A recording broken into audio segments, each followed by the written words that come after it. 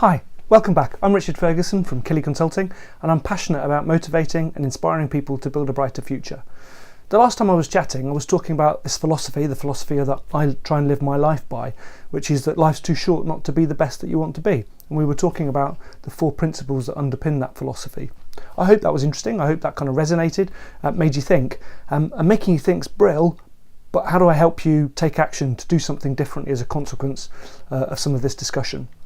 The reality is, taking action is often difficult, and it happens when there's a significant event or a big trigger, something that kind of jolts you out of your comfort zone. Now, it might be a big birthday, it might be a life-changing event like redundancy or illness or death in the family, something significant and something impactful. Wouldn't it be lovely if we can find ways of beginning to make a difference, to take an action, to do something differently without some dramatic or cataclysmic event to deal with? And I think there are potentially maybe 3 areas that I just share that might act as a trigger for you, something to think about. The first is around happiness. Happiness, I was once read, was described as the pursuit of purpose and pleasure over time. So how actually happy are you? Yes, I'm sure there are things that you get pleasure from in life that make you happy, but in terms of your purpose, in terms of something that identifies you, that creates happiness too. So there's one area to think about. How happy are you? The second is level of frustration. We all have things that frustrate us, especially if you've got children, I'm sure.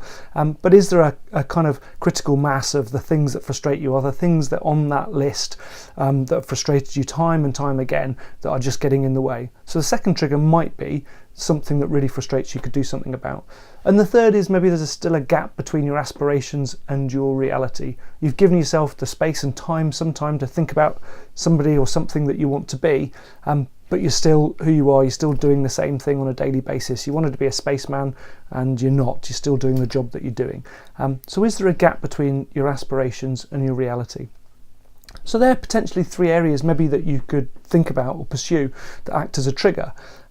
We're motivated, so we've now got to find the motivation, I guess, to do something about that. Typically we're motivated either away from or towards. Away from pain or towards pleasure. So do you, when you want to change, build a really strong picture of the negative situation, or do you create a really strong and compelling picture of the positive situation? The reality is we're probably a bit of both, but it's worth just thinking about which one are you and how do you use that to help you begin to move forward. So simple action to leave you with. Why don't you just list all of the things that frustrate you right now? Get them in a long list and just pick one that you could do something about within a week. Maybe that's just the start and the first step. Thanks again for watching. Next time we'll talk a little bit about the fear of change and what you need to do to overcome that fear. Thanks again, and hopefully have a great week. Speak soon.